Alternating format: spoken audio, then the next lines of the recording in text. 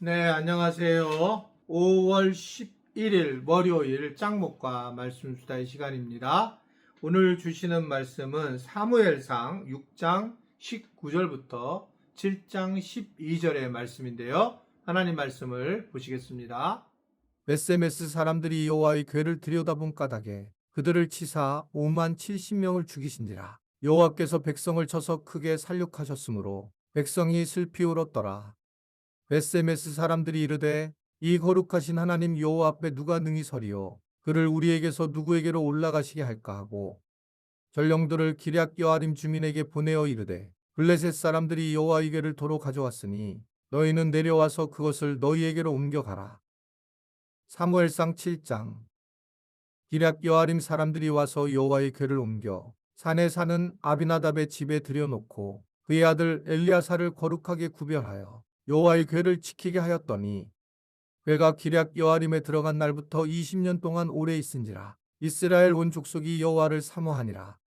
사무엘이 이스라엘 온 족속에게 말하여 이르되 만일 너희가 전심으로 여호와께 돌아오려거든 이방 신들과 아스다롯을 너희 중에서 제거하고 너희 마음을 여호와께로 향하여 그만을 섬기라. 그리하면 너희를 블레셋 사람의 손에서 건져내시리라. 이에 이스라엘 자손이 바알들과 아스다롯을 제거하고 여호와만 섬기니라. 사무엘이 이르되 온 이스라엘은 미스바로 모이라. 내가 너희를 위하여 여호와께 기도하리라 하매 그들이 미스바에 모여 물을 길어 여호와 앞에 붓고 그날 종일 금식하고 거기에서 이르되 우리가 여호와께 범죄하였나이다 하니라. 사무엘이 미스바에서 이스라엘 자손을 다스리니라.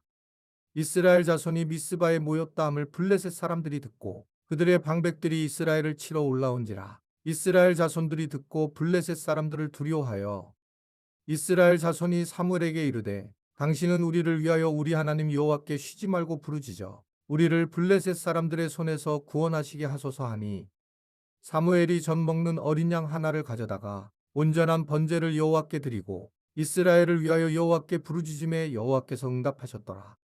사무엘이 번제를 드릴 때에 블레셋 사람이 이스라엘과 싸우려고 가까이 오매 그날에 여호와께서 블레셋 사람에게 큰 우레를 발하여 그들을 어지럽게 하시니 그들이 이스라엘 앞에 패한지라. 이스라엘 사람들이 미스바에서 나가서 블레셋 사람들을 추격하여 뱃갈 아래에 이르기까지 쳤더라. 사무엘이 돌을 취하여 미스바와 센 사이에 세워 이르되 여호와께서 여기까지 우리를 도우셨다 하고 그 이름을 에베네셀이라 하니라. 네, 지금까지 근본적으로 언약궤를 빼앗기면서 여러 가지 많은 문제가 나타나는 그런 상황에 대한 그런 말씀입니다. 그리고 마침내 이제 이 언약궤가 블레셋에서 이스라엘로 넘어오는 과정 중에 일어난 일들이 몇 가지 나타나는데 이제 오늘은 특별히 그 벳세메스 사람들이 법궤가 들어오는 것을 굉장히 기뻐하게 되면서 여호와께 이제 번제를 드리게 됩니다. 근데 문제는 법궤안을 이제 들여다보는 치명적인 실수를 하게 되죠.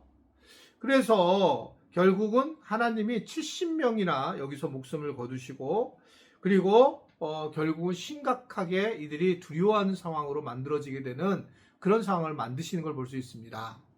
당연히 이들은 아니 이렇게 법궤가 이렇게 대단한 것이며 하나님이 이렇게 거룩하시다면 누가 우리 하나님 앞에서 쓸 수 있는가라고 하는 두려움에 사로잡히게 되는 것을 볼 수 있습니다. 사실은 이게 하나님은 사랑이시라는 것이 우리가 굉장히 조심하게 우리 중심 해석이 아닌 사실은 잘 생각을 해야 되는 부분이 있습니다. 제가 그런 말씀 드렸잖아요. 우리 교회에 하나님은 사랑이십니다 라고 맨 처음에 교회들이 이렇게 적어서 생각도 없이 적었다가 우리 계단에 이렇게 내려오는데 거기에 붙였는데 이제 그게 무너졌어요. 떨어졌어요. 그래서 다 뜯어내고 이제 시멘트를 그대로 놔둬서 얼마나 후련한지 모르겠습니다. 하나님은 사랑이십니다가 맞습니다. 그런데 우리가 그걸 강조를 하다 보니까 어떤 상황이 되냐면 그러니까 내가 죄를 더 져도 되고 또 내 마음대로 살아도 된다. 왜냐하면 하나님은 사랑이시기 때문에 그렇다라고 생각하는 경우가 많이 있습니다. 지나치게 하나님을 두려워하는 것도 문제지만 지나치게 하나님을 사랑으로서 하나님 다 용서할 거야 라고 하는 하나님을 알고 있는 듯한 그런 모습들은 심각하게 문제가 되는 걸 볼 수 있어요. 오늘도 이제 마찬가지인데, 하나님의 법궤를 좀 어렵지 않게 생각을 했습니다. 그리고 그것을 들여다보니까 70명, 완전한 숫자죠. 많은 사람이 이제 죽임을 당하는 상황이 되었다는 겁니다. 우리는 근본적으로 하나님을 두려워하는 마음을 가져야 되고, 하나님을 두려워하는 마음을 바탕으로 하나님의 사랑의 임재가 임하는 것이지, 하나님을 사랑하는데 하나님은 또 두려움이 있다, 이렇게 구분이 되는 게 아닙니다. 왜 그러냐? 왜 이렇게 정리를 해야 되느냐? 하나님은 우리에게 죄의 문제를 물어보셔야 된다는 겁니다. 즉, 우리가 지은 죄에 대해서 책임을 묻고, 그래서 심판을 하시는 하나님이신 게 맞다는 겁니다. 아무런 것 없이 사랑하는 게 아니죠. 그러니까 심판을 하시는 하나님이신 건데, 그런 엄청나게 두렵게 하시는 하나님이신데, 그런데 우리가 죄를 범하고 난 이후에 하나님의 사랑으로 인해서 예수 그리스도가 이 땅에 와서 우리의 죄 씻음을 우리가 낳게 되고 얻게 되는 그런 과정을 겪으면서 결국 십자가의 사랑, 하나님의 사랑을 만나게 된 겁니다. 그러나 근본 아래에는 뭐가 있냐면 하나님을 두려워할 줄 알고 하나님을 우습게 생각하지 말아야 된다는 겁니다. 시간을 지나면서 하나님을 우습게 생각하는 사람들이 너무 많이 있는 겁니다. 그러면서 이제 문제가 생기는 경우가 많이 있어요. 뭐 제가 하나님은 아니죠, 당연히. 그런데 제가 이제 목회를 하면서도 느끼는 거는, 저도 이제 굉장히 친밀하게 하려고 하고 있는데 어떤 부분은 저를 참 무서워하고 두려워하는 분들이 계시고, 또 어떤 분은 저를 또 너무 쉽게 생각하는 분도 계시는 것 같습니다. 아마 안 그렇게 생각하실지 모르겠는데 그래도 그렇게 느낄 때가 있어요.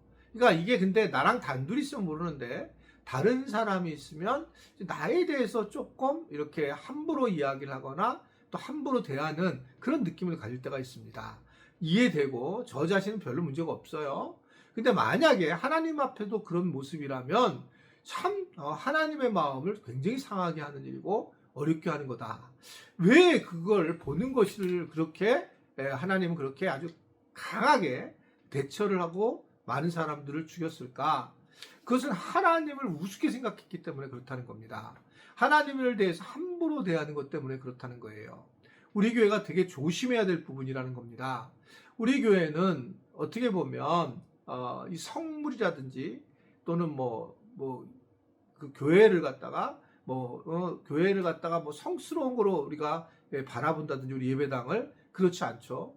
일반 건물로 바라보고 우리가 쓰는 모든 물건들에 대해서도 일반 물건으로 바라보지 성물로 이야기하지 않습니다. 우리 목회자들한테 사례비를 주는 것도 제가 사례비라고 얘기를 하지, 예전에는 신수비, 하나님한테 받는 거라고 해서 목회자들에게 신수비라고 했어요. 그러나 나는 하나님 앞에서 목회자와 평신도는 다 같기 때문에, 그러기 때문에 사역에 대한 부분에 대해서 사실 어떻게 보면 사례비를 받는 게 맞다, 이렇게 생각을 하게 됩니다. 그래서 결국은 이런 부분에서 하나님을 우습게 생각하게 되면 이런 재정에 대해서도 함부로 대하고, 교회에 대해서, 그리고 더 나아가서 교회에 있는 물건들을 함부로 자기 것처럼 쓰게 되고 망가뜨리고, 이런 상황이 계속되는 겁니다. 여러분, 이게요, 교회 것을 망가뜨리면 본인이 책임져야 되는데 교회 것을 마음대로 쓰고 망가뜨리면서 문제가 되는 경우가 많이 있습니다. 교회에서 가장 어려운 부분은 본인이 예를 들면 달란트가 되지 않는데 그 달란트 아닌 것 때문에 막 교회에서 무드치게 되고, 또한 그걸 세움에 대해서 여러 가지 어려움을 겪는 경우가 있는 것을 볼 수 있어요. 그렇죠. 이해는 됩니다. 여러 가지로 내가 섬기려고 하는 것 때문에. 예를 들면 내가 찬양을 하거나 내가 또 악기를 하거나 이렇게 섬기려고 하는데 자기가 근데 잘 부족해요. 그런 부분에서, 그러나 이제 어떻든 간에 교회에 대한 것들과 관계를 어렵게 할 때에 참으로 이 관계에 대한 것들을 참 고민해야 된다고 저는 생각하고 있습니다. 열심을 내는 건 중요하지만 사람과의 관계를 파괴시키면서 내가 그 열심을 낼 때에는 한번 자기에 대해서 돌이켜보는 것이 매우 중요하다라고 생각하는 겁니다. 혹시라도 우리가 교회의 물건이나 또 교인들이나 여러 것에 대해서 함부로 대하면은 이것은 하나님을 함부로 대하는 것과 마찬가지예요.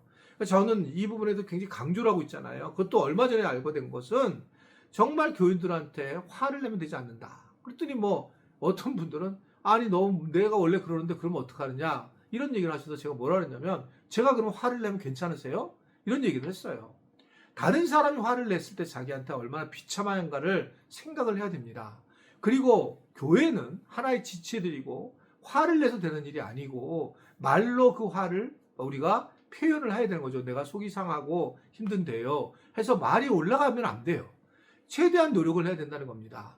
그렇게 되지 않으면 교회는 굉장히 심각한 상황으로 빠지기 때문에 그렇습니다. 혹시 화내는 분들이 계시면 저한테 연락을 꼭 해주시고 신고를 해주시면 좋겠습니다. 교회는 우리가 하나님을 이렇게 두려워하면서 하나님의 사랑을 느끼면서 교인들의 관계 속에서도 두려워하면서 또한 교인들의 관계 속에서 사랑을 느끼면서 이러한 것을 통해서 교회가 세워지면서 하나님 관계가 이루어진다는 걸 분명히 믿는 우리 지체들이 되기를 간절히 바랍니다. 기도하겠습니다.